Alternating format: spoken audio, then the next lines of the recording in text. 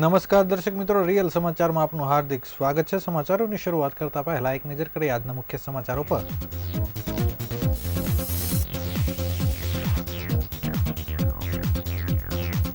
ભવાનીવાડ વિસ્તારમાં એક સાથે બે મકાન ધરાશયી, એક ઇજાગ્રસ્ત।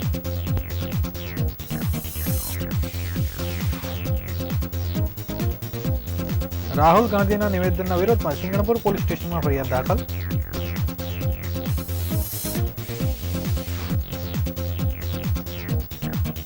ભેસ્તાનમાં અવાવરૂ જગ્યાએથી શંકાસ્પદ ડ્રમમાંથી એક યુવતીની લાશ મળી।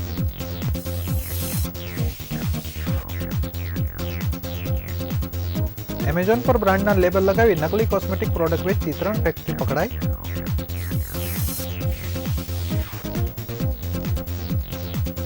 સીતાનગર ચોકમાં ટ્રાફિક સિગ્નલનું ટાઈમ મેનેજમેન્ટ બરોબર ન હોવાથી લોકો ટ્રાફિકની સમસ્યાથી પરેશાન।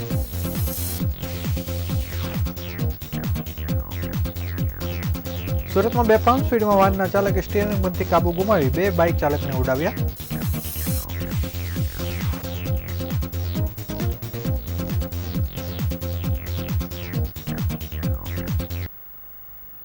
સમાચાર વિગતવાર જોઈએ। છેલ્લા 3-4 દિવસથી સુરત શહેરમાં આવતા વરસાદને કારણે જર્જરિત મકાનો ઉપર જોખમ વધી ગયું છે।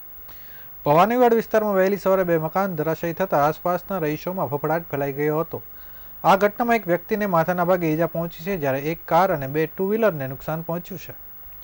ચોમાસા દરમિયાન જૂના મકાનોમાં રહેવું ખૂબ જ જોખમી થઈ જાય છે, જ્યાં ભારે પવન સાથે વરસાદ આવે ત્યારે આ મકાનો પડી જવાની ભીતિ હોય છે। સુરત કોર્પોરેશન દ્વારા આવા જર્જરિત મકાનોને નોટિસ પણ આપવામાં આવે છે। ભવાનીવાડ વિસ્તારમાં વહેલી સવારે એકાએક 2 મકાનો ધરાશયી થયા હતા। એક 5 માળનું મકાન અને એક ગ્રાઉન્ડ પ્લસ 1 માળનું મકાન ધરાશયી થઈ ગયું હતું। ભવાનીવાડ વિસ્તારમાં સુરતમાં કોટ વિસ્તાર અને ખૂબ જ જૂના મકાનો હોવાને કારણે અહીં આવી ઘટના બનતી રહે છે। સદનસીબે બંને મકાનો ધરાશયી થવાની ઘટનામાં કોઈ મોટી જાનહાનિ થઈ નથી। ફાયર વિભાગ દ્વારા આપવામાં આવેલી માહિતી મુજબ 5 માળના મકાનમાં ચોથા માળે એક વ્યક્તિ રહેતા હતા, જેઓ સમય સૂચકતા દાખવીને ઘરથી નીચે દોડી આવ્યા હતા, છતાં પણ તેમને માથાના ભાગે અને હાથ પગના નાની મોટી ઈજા થઈ છે। આ 5 માળના મકાનમાં અન્ય તેમના સાથી સભ્યો પણ રહેતા હતા, પરંતુ ઘટના બની તે સમયે માત્ર ચોથા માળે જ એક વ્યક્તિ હાજર હતા। બાજુના ગ્રાઉન્ડ પ્લસ 1 માળના મકાનમાં રહેતા પરિવારના લોકો બહાર આવી ગયા હતા। ઘરવખરી સહિતનું નુકસાન થયું હતું। ઘર નજીક પાર્ક કરેલી એક કાર અને 2 ટુ-વ્હીલરને પણ નુકસાન થયું હતું। ઇજાગ્રસ્ત નજીકની ખાનગી હોસ્પિટલમાં સારવાર માટે ખસેડવામાં આવ્યા હતા।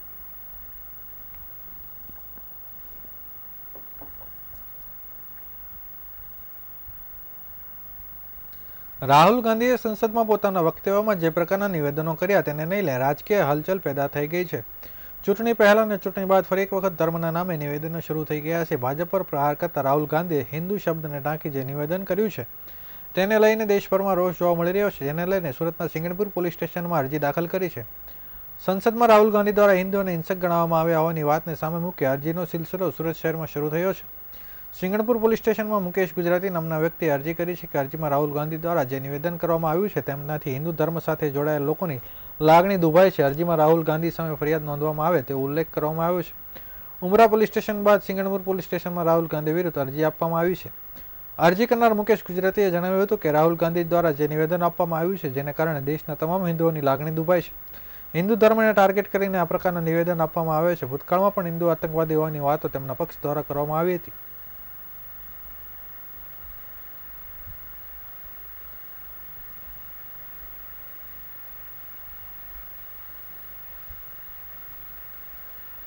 સુરતના બેસ્તાન વિસ્તારમાં એકલારા ભાણોદરા રોડ ઉપર આવેલા અવાવરૂ જગ્યાએથી શંકાસ્પદ ડ્રમ મળી આવ્યું હતું। શંકાસ્પદ ડ્રમમાં લાશ મળી આવી હતી। પોલીસે વજનદાર ડ્રમ લઈ સિવિલ હોસ્પિટલ પહોંચી હતી, જ્યાં રાત્રે કટરથી સિમેન્ટ ભરેલું આ ડ્રમ કાપતા તેમાંથી યુવતીની ડેડ બોડી મળી આવતા ચકચાર મચી ગઈ હતી। ગળે ટૂંપો આપી હત્યા કર્યા બાદ લાશને પ્લાસ્ટિકના ડ્રમમાં કાપડના ડૂચો અને રેતી સિમેન્ટ સાથે ભરી દઈ ફેંકી દેવાયું હતું। હાલ તો આ મામલે બેસ્તાન પોલીસ દ્વારા વધુ તપાસ હાથ ધરવામાં આવી છે। મળતી માહિતી પ્રમાણે ગતરોજ એકલારા ભાણોદરા રોડ ઉપર અવાવરૂ જગ્યા પરથી સિમેન્ટ ભરેલું શંકાસ્પદ ડ્રમ મળી આવ્યું હતું। ભેસ્તાન પોલીસ સ્ટેશન સિમેન્ટ ભરેલું ડ્રમ લઈને સિવિલ હોસ્પિટલ પહોંચી હતી। ભારેખમ ડ્રમ થોડું ખુલ્લું હતું અને પગ જેવું દેખાતા લાશ હોવાની આશંકા પોલીસે વ્યક્ત કરી હતી, જેને પગલે સિવિલના તબીબો પણ ચોંકી ગયા હતા। પીએમ રૂમમાં આ ડ્રમ મુકાયું હતું। 5 ફૂટના ડ્રમને તોડવામાં એકતા ટ્રસ્ટની ટીમની મદદ લેવાઈ હતી। બીજી તરફ એફએસએલની ટીમ પણ સિવિલ દોડી આવી હતી। ભારે જહેમત બાદ કટરથી ડ્રમ તોડવાનું શરૂ કરાયું હતું। ડ્રમ તોડતા જ તેમાંથી યુવતીની લાશ મળી આવી હતી. ડ્રમના યુવતીની લાશ ઊંધી રાખવામાં આવી હતી. યુવતીની લાશ જેમાંથી મળી છે તે બાંધકામ સાઇટ પર પાણી ભરવાનું પ્લાસ્ટિકનું ડ્રમ હતું. ડ્રમમાં લાશ ઉપરાંત કપડાના ડૂચા, રેતી, સિમેન્ટ પણ ભરવામાં આવ્યા હતા. આ મહિલાની હત્યા કર્યા બાદ આ લાશને કેવી રીતે છુપાવવી એ માટે ખૂબ જ ક્રૂરતા અપનાવવામાં આવી હતી. યુવતીની હત્યા કરીને લાશનો નિકાલ કરવાનો હત્યારાઓએ આચરેલી ટ્રીક જોઈ પોલીસ તબીબ વિચારતા થઈ ગયા હતા. મોડી રાત્રે ઉચ્ચ પોલીસ અધિકારીઓ સિવિલ દોડી ગયા હતા અને બેસ્તાન પોલીસે હત્યાનો ગુનો નોંધવાની સાથે જ્યાંથી ડેડ બોડી મળી છે તે વિસ્તારના સીસીટીવી ફૂટેજ મેળવવા દોડધામ કરી છે. પોલીસે સ્થાનિક વિસ્તારના લોકોના નિવેદન લેવાની કવાયત હાથ ધરી હોવાનું પણ સામે આવ્યું છે.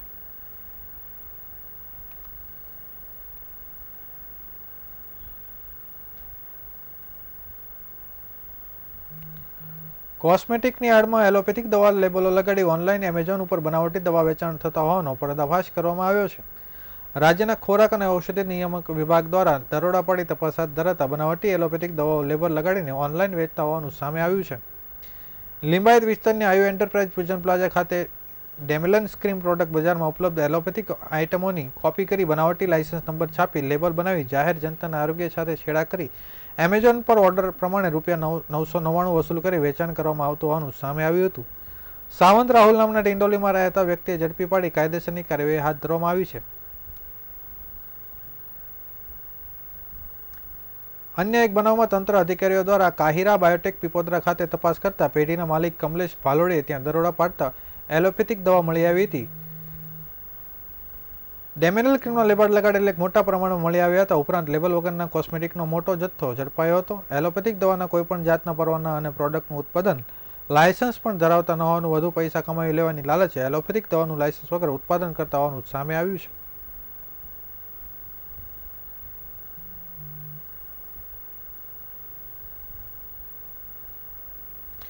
સુરતમાં ટ્રાફિક સિગ્નલ લાગ્યા બાદ પણ હજી કેટલાક વિસ્તારોમાં નાની મોટી સમસ્યાઓ સામે આવી રહી છે. ક્યાંક સિગ્નલ ટાઈમિંગને લઈ મુશ્કેલી થાય છે તો ક્યાંક સર્વિસ રોડ ન હોવાના કારણે વાહન ચાલકોને મુશ્કેલ થઈ રહી છે.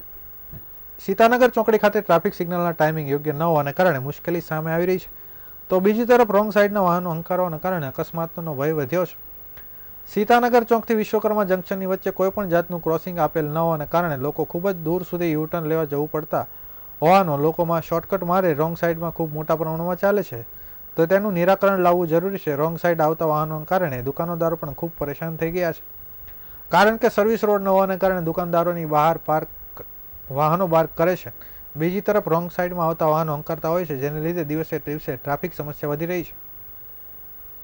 કોંગ્રેસી નેતા સુરેશ સુહાગિયાએ જણાવ્યું કે સીતાનગર ચોકથી રોંગ સાઈડની અંદર 5000થી વધારે લોકો પર અવર જવર કરી રહ્યા છે, જે ખૂબ મોટું પ્રમાણ કહેવાય. આ રોંગ સાઈડમાં ચાલવાનું બંધ થાય તે માટે વચ્ચે કોઈપણ એક જગ્યાએ ક્રોસિંગ આપવું, જેથી રોંગ સાઈડની સમસ્યાથી અને ટ્રાફિકની સમસ્યાથી છુટકારો મળી શકે. અકસ્માતો પણ થઈ રહ્યા છે. ટ્રાફિક સિગ્નલ લગાડવામાં આવ્યા છે, તેને ટાઈમિંગ પણ ફેરફાર કરવામાં આવે. સર્વિસ રોડ ન હોવાના કારણે વાહન ચાલકો 1.5 કિમી સુધી આગળ જવું પડે છે અને ત્યાંથી યુટર્ન લઈ ફરત ફરવું પડે છે. એવી સ્થિતિ લોકો શોર્ટકટ અપનાવી રહ્યા છે.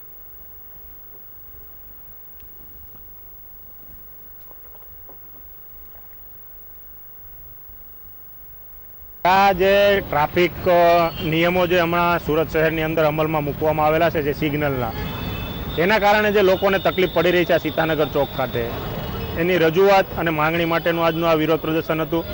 કારણ કે સીતાનગર ચોક ખાતે જે સિગ્નલ ચાલુ કરવામાં આવ્યા છે એમાં ટાઈમ મેનેજમેન્ટ બરોબર ન હોવાના કારણે લોકોને કલાકો સુધી ટ્રાફિકની અંદર ફસાઈ રહેવું પડે છે ને એના કારણે લોકોને ખૂબ મોટી તકલીફ પડી રહી છે. તે ઉપરાંત સીતાનગર ચોકથી વિશ્વકર્મા જંકશન સુધી 2 કિલોમીટર જેટલું અંતર હોવા છતાં વચ્ચે કોઈ પણ જાતનું ક્રોસિંગ નથી આપેલું.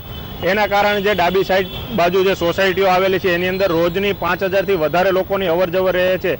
એ લોકોને ના છૂટકે રોંગ સાઈડમાં ચાલવું પડે છે. એટલે કોઈ પણ જગ્યાએ કોઈ પણ કાયદાનો કે નિયમનો અમલ કરતા પહેલાં એની પૂરતી સુવિધા લોકોને આપવી જોઈએ. જ્યારે આ સીતાનગર ચોકની આજુબાજુની જે સોસાયટીઓ છે એમાં લોકોને કોઈપણ જાતની સર્વિસ રોડની કે ક્રોસિંગની સુવિધા ન આપી અને ડાયરેક્ટ જે સિગ્નલનો અમલ કરવામાં આવેલો છે એના કારણે લોકોને જે સમસ્યાઓ પડી રહી છે એની રજૂઆત માટે આજરોજ આ વિરોધ પ્રદર્શન હતું કે અમને કાં તો સર્વિસ રોડ આપવામાં આવે ને કાં તો બ્રિજની નીચેથી કોઈ પણ એક જગ્યાએ ક્રોસિંગ આપવામાં આવે, જેથી કરીને લોકોને રોંગ સાઈડમાં ચાલવું ન પડે. આ રોંગ સાઈડમાં ચાલવાના કારણે ઘણીવાર લોકોને એકબીજા સાથે ઘર્ષણ થાય છે, અકસ્માતો થાય છે. એનું પણ કાયમી નિરાકરણ આવે એ માટેનું આજનું અમારું પ્રદર્શન હતું અને આપના માધ્યમથી હું ગેહલોત સાહેબને પણ કહેવા માંગુ છું કે આપ પણ રૂબરૂ એકવાર સ્થળ ઉપર આવો અને આ જે કાયમી સમસ્યા છે એનું કાયમી નિરાકરણ લાવો. સુરતમાં સોશિયો સર્કલ પાસે અકસ્માત સર્જાયો હતો, જેમાં ઇકો વાનના ચાલકે બેફામ સ્પીડમાં ચલાવીને અકસ્માત સર્જ્યો હતો. ફૂલ સ્પીડમાં ઇકો કારના ચાલકે અકસ્માત સર્જ્યો હતો. આ અકસ્માતમાં 2 બાઇક ચાલકોને ઈજા પહોંચી હતી. અકસ્માતને પગલે લોકોનું ટોળું એકઠું થઈ ગયું હતું. તાત્કાલિક ઈજાગ્રસ્ત બાઇક સવારને 108 એમ્બ્યુલન્સ સારવાર અર્થે હોસ્પિટલ ખસેડવામાં આવ્યા હતા, જ્યારે ઇકો કાર ચાલકની અટકાયત કરી કાર્યવાહી કરાઈ હતી. અકસ્માત નજરે જોનાર પ્રકાશભાઈએ કહ્યું કે ઇકો કારે ભાટિયા કોમ્પ્લેક્સ પાસેથી નીકળી આવી હતી. બહુ સ્પીડમાં કાર હતી. પહેલા ભાટિયા કોમ્પ્લેક્સ 2 ટેબલ તોડ્યા હતા, બાદમાં 1 ટેબલ જેવું દેખાતું હતું તે સમયે કાચ તોડ્યા હતા. સાથે જ 2 બાઇક અથડાઈ હતી, જેમાં બાઇક ચાલકોના મોત થયા હોય તેવું દૂર લાગતું હતું, પરંતુ કોઈનું મોત થયું નથી.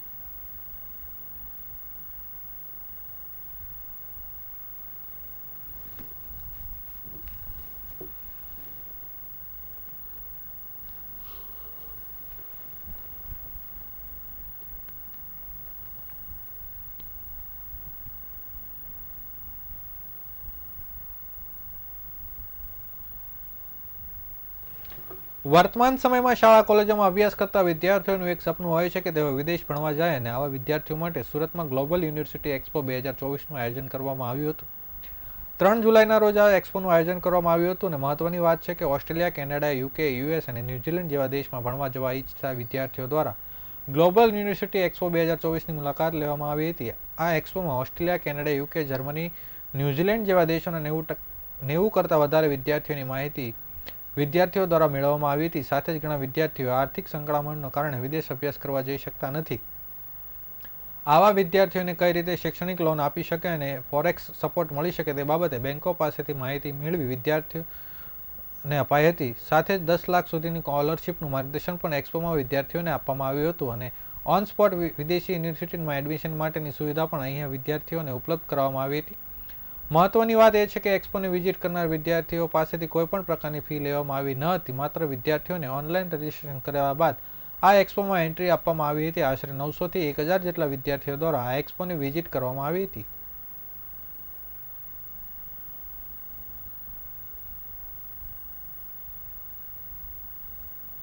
મારું નામ મીત સોરઠિયા છે અને હું ટ્રાન્સગ્લોબ સંસ્થામાં કાર્યરત છું. અત્યારે અમારી સંસ્થા છેલ્લા 32 વર્ષથી સ્ટુડન્ટ્સોને વિઝા આપીને જુદી જુદી કન્ટ્રી જેમ કે Australia, Canada, UK, Germany, USA, New Zealand આવી કન્ટ્રીઓમાં મોકલીએ છીએ અમે સ્ટુડન્ટ્સને. અમારો આજે 3 જુલાઈના રોજ એક યુનિ એક્સપો યોજાઈ રહ્યો છે, જેમાં આપણે ડાયરેક્ટલી યુનિવર્સિટીઝને ઇન્વાઇટ કરી છે, અને યુનિવર્સિટીઝ ડાયરેક્ટલી સ્ટુડન્ટ્સને ગાઈડન્સ આપશે વિધાઉટ એની એજન્ટ. એ ડાયરેક્ટ યુનિવર્સિટીઝને મળશે સ્ટુડન્ટ્સ, અને ત્યાં કઈ રીતનું ફાઇનાન્સ છે, કઈ રીતના ડોક્યુમેન્ટની જરૂર પડે છે, કઈ રીતના એજ્યુકેશન ડોક્યુમેન્ટની જરૂર પડે છે, એની ઇન્ફોર્મેશન મેળવશે. આજે અમે 1000થી વધારે સ્ટુડન્ટ્સનું માર્ગદર્શન કર્યું છે. સાથે સાથે અમે અહીંથી સ્ટુડન્ટ્સને English language like PT, TOEFL, IELTS, Germany, GRE, GMAT એવા બધા એજ્યુકેશન પણ પ્રોવાઈડ કરીએ છીએ. તો આજનો દિવસ અમારા માટે ખૂબ સફળતાપૂર્વક પૂર્ણ થયો છે. સો તમને કોઈ પણ જાતની માહિતીની જરૂર હોય, જેવું કે તમારે અબ્રોડ જવું છે, તમે પ્લાનિંગ કરી રહ્યા છો, તમારે કોઈ એજ્યુકેશન લેવલમાં તકલીફ છે, કોઈ એવું કહે છે કે તમારે પીટી આપવાની છે, ટોફેલ આપવાની છે, IELTS આપવાની છે, તો તમે જરૂરથી જરૂર ટ્રાન્સક્લબની મુલાકાત લઈ શકો છો. વિદેશ જવાનું આજકાલ લોકોને ભારે ઘેરું લાગ્યું છે, ત્યારે વિદેશ જવાના ધખારા રાખનાર સાથે છેતરપિંડીના અલગ અલગ રીતે થતી હોવાના બનાવ સામે આવ્યો છે. ત્યારે વિદેશ જવા ઈચ્છુક લોકોને યુકે, કેનેડા અને રોમાનિયા દેશના ખોટા વિઝા બનાવી આપી લાખો રૂપિયાની છેતરપિંડી કરનાર આરોપીને ઝડપી પાડવામાં આવ્યો છે. 2021માં આરોપી જયદીપ મોજીદ્રાએ તેના ભાગીદાર આગમ પરમાર, રીક્ષિત પટેલ તથા વિનીત પરમાર સાથે મળી વડોદરાના વિઝાની પ્રોસેસ તથા વિઝા અપાવવાના કામ બાબતની ઓફિસ ચાલુ કરી હતી. આ દરમિયાન પોરબંદરમાં કસ્ટમરોને વિઝા અપાવવાનું કામ કરતા ભાવિનભાઈ સાથે ઓળખાણ થઈ હતી. આ ભાવિનભાઈ થકી તેને પોરબંદર જિલ્લામાંથી 12 જેટલા કસ્ટમરોને કેનેડા તથા રોમાનિયા દેશના વર્ક વિઝા આપવાનું કામ મળ્યું હતું. આ તમામે અડધા પૈસા ભાવિનભાઈને આપ્યા હતા. તે પૈસા ભાવિનભાઈએ જયદીપભાઈને આપ્યા હતા. બાકીના અડધા કસ્ટમરોએ જયદીપ મોજીદ્રાને આપ્યા હતા. આરોપીઓએ અમુક રોમાનિયાને ડુપ્લિકેટ વિઝા આપી હતી. આ દરમિયાન ભાવિન રોડ એક્સિડન્ટમાં મોત થયું હતું, જેથી કસ્ટમરોને પ્રેશર કરી વિઝા અપાવવા માટે દબાણ કરતા આરોપીએ વિઝા આપવાનું કામ ન થતાં ઓફિસ બંધ કરી નાસી ગયા હતા, જેથી આ અંગે ગુનો દાખલ થયો હતો. પોરબંદર અને વડોદરામાં ફરિયાદ થઈ હોવાથી આરોપીએ પોલીસ ઝડપી લઈ આગળની કાર્યવાહી હાથ ધરી છે.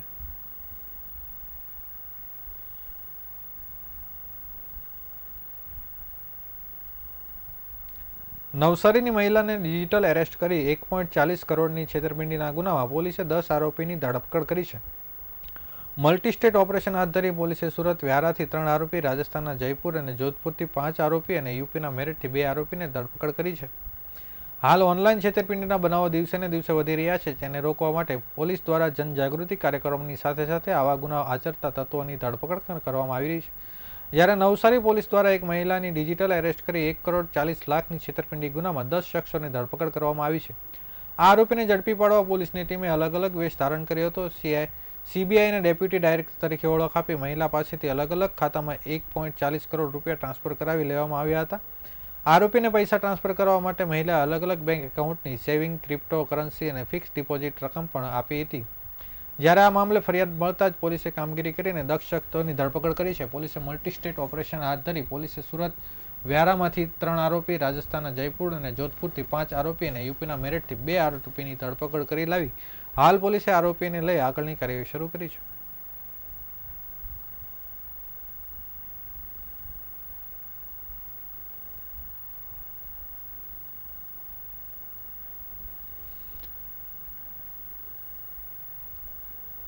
₹13 લાખથી વધુની કિંમતના ગેરકાયદેસર એમડી ડ્રગ્સને પોલીસ પકડી પાડવામાં સફળતા મળી છે, જેમાં સુરતના રાંદેર વિસ્તારમાંથી મળી કુલ 4 આરોપીને પકડી પાડ્યા છે. સુરતની પોલીસ દ્વારા no drugs in Surat city અભિયાન હેઠળ કામગીરી કરી રહી છે અને શહેરના ડ્રગ્સનું વેચાણ કરતા તત્વોને પકડી પાડવા જેલના સળિયા પાછળ ધકેલી રહ્યા છે.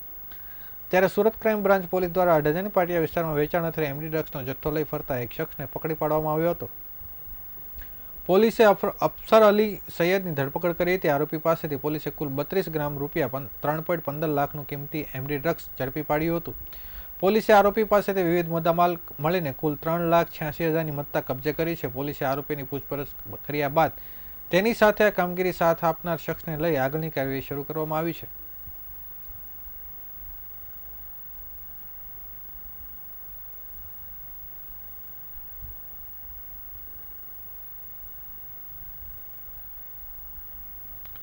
સુરત શહેરના રુદરપુરા કુબેરદાસની વાડી પાસે રહેતા 19 વર્ષના યુવકની રવિવારે રાત્રે 11:15 વાગે તેના ઘર પાસે પરિણીત પ્રેમિકાના પતિએ તેના ભાઈ સાથે મળી ઢોરમાર મારી મોતને ઘાટ ઉતાર્યો હતો. મૃતક યુવકના પરિણીતાના પ્રેમમાં હતો. આ વાતની તેના પતિને ખબર પડી જતા તેણે ભાઈ સાથે મળી યુવકનું ઢીમ ઢાળી દીધું હતું.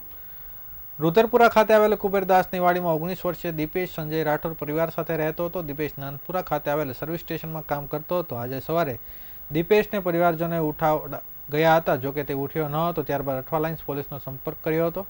પોલીસે સ્થળે જઈ તપાસ કરતા દીપેશને છાતી, પેટ અને પીઠના ભાગે ઈજાના નિશાન મળી આવ્યા હતા, જેથી દીપેશના મૃતદેહને પોસ્ટમોર્ટમ અર્થે સુરત સિવિલ હોસ્પિટલ ખાતે ખસેડવામાં આવ્યો હતો, જ્યાં ફોરેન્સિક પોસ્ટમોર્ટમ હાથ ધરવામાં આવ્યું હતું, જેમાં દીપેશનું મોત બોથડ પદાર્થ મારવાથી થયું હોવાનું સામે આવ્યું હતું. દીપેશ સંજય રાઠોડને રુદરપુરા કુબેરદાસની વાડીમાં નવો ખાડી રોડ ખાતે રહેતા હર્ષદ કહારની પત્ની સાથે પ્રેમ સંબંધ હતો, જેની જાણ તેના પતિ હર્ષદ કહારને તેના ભાઈ ધર્મેશ કહારને કરી હતી. બાદમાં બંને સાથે મળી ગત તારીખ 1 જુલાઈના રોજ રાત્રિના 11:30 વાગે રુદરપુરા કુબેરદાસની વાડી પાસે દીપેશને ઢોરમાર મારી હત્યા કરી હતી.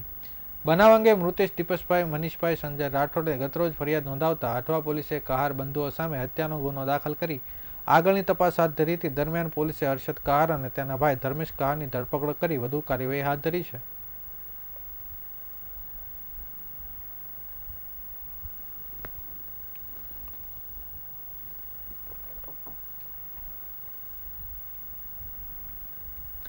સુરતમાં ઘરફોડ ચોરીના બનાવોને અંજામ આપનારી ગેંગને પોલીસે ઝડપી લેવામાં સફળતા મળી છે. ખટોદરા પોલીસે ઘરફોડ ચોરીના 5 ભેદ ઉકેલી 3 આરોપીને ઝડપી પાડ્યા છે. પોલીસે 3 આરોપીઓ પાસેથી કુલ 2.87 લાખનો મુદ્દામાલ જપ્ત કર્યો છે. આરોપી સોનુ ઉર્ફે અજય બિહારી રવિશંકર સ્વાધ્યાય, સોનુ ઉર્ફે જેક રાજુભાઈ પડવી અને સોનુ ઉર્ફે અમિત રાજુભાઈ પડવીને ઝડપી પાડ્યા છે. ખટોદરા માનંદ ઇન્ડસ્ટ્રી બસ સ્ટેશન પાસે ચા નાસ્તો કરતા તેમજ મુદ્દામાલ વેચાણ કરવા માટે આરોપી ભેગા થયા હતા, જેથી પોલીસે બાતમીના આધારે 3 આરોપીને મુદ્દામાલ સાથે ઝડપી લીધા હતા. ત્રણેય આરોપી પાસેથી 3 મોટરસાયકલ, 2 મોબાઈલ ફોન પકડી પાડ્યા હતા. બાદમાં પૂછપરછમાં 5 ચોરીના બનાવો ઉકેલવામાં સફળતા મળી છે. સાથે જ 2.87 લાખનો મુદ્દામાલ કબજે કરી લેવામાં આવ્યો છે. પોલીસે કહ્યું કે બાઇક ચોરીની ફરિયાદ નોંધાઈ હતી, જેથી સીસીટીવીના આધારે તપાસ હાથ ધરવામાં આવી હતી, જેમાં ટ્રેકિંગના આધારે આરોપી ટ્રેક કરીને 3 આરોપી જે છૂટક મજૂરી કરતા હોવાના આધારે 2ને ઝડપી લેવામાં આવ્યા હતા, જ્યારે ત્રીજાને ચોરીના ગુનામાં બહાર નીકળીને ફરી ચોરી કરવાના રવાડે ચડ્યો હોવાનું કહ્યું હતું. કુલ 5 ફરિયાદીના આરોપીને ઝડપી લીધા હતા. બાઇકના લોક તોડી ચોરી કરતા હતા. બાદમાં ચોરી કરતા તેને પકડી લેવામાં આવ્યા હતા.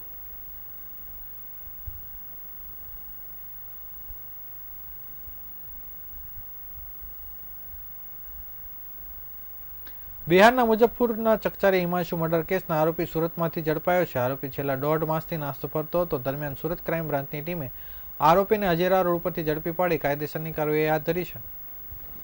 સુરત ક્રાઇમ બ્રાન્ચની ટીમને સુરત હજીરા રોડ ઉપરથી મૂળ બિહારના મુજફ્ફર જિલ્લાના સાહેબગંજ થાનાના વતની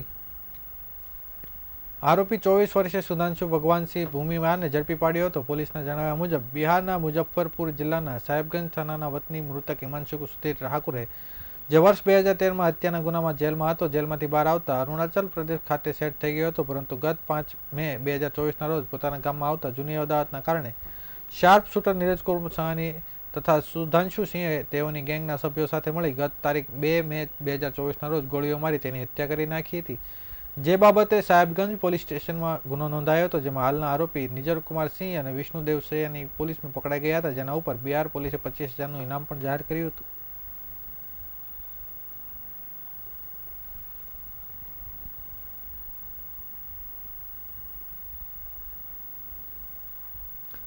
સમાચારો સમાપ્ત કરતા પહેલા ફરી એક વખત નજર કરીએ આજના મુખ્ય સમાચારો પર.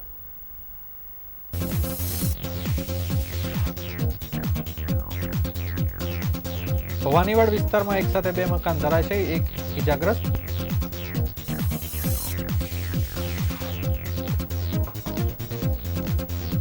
રાહુલ ગાંધીના નિવેદનના વિરોધમાં સિંગણપુર પોલીસ સ્ટેશનમાં અરજી દાખલ.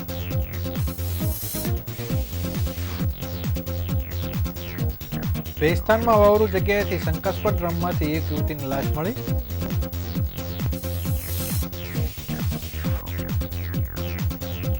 એમેઝોન પર બ્રાન્ડના લેબલ લગાવી નીકળી કોસ્મેટિક પ્રોડક્ટ વેચતી 3 ફેક્ટરી ઝડપાઈ.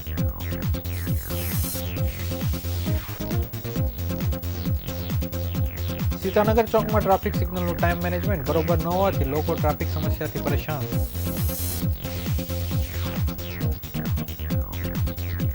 સુરતમાં બેફામ સ્થિતિમાં વાહન ચાલકે સ્ટેરિંગ પરથી કાબુ ગુમાવી 2 બાઇક ચાલકોને ઉડાવ્યા.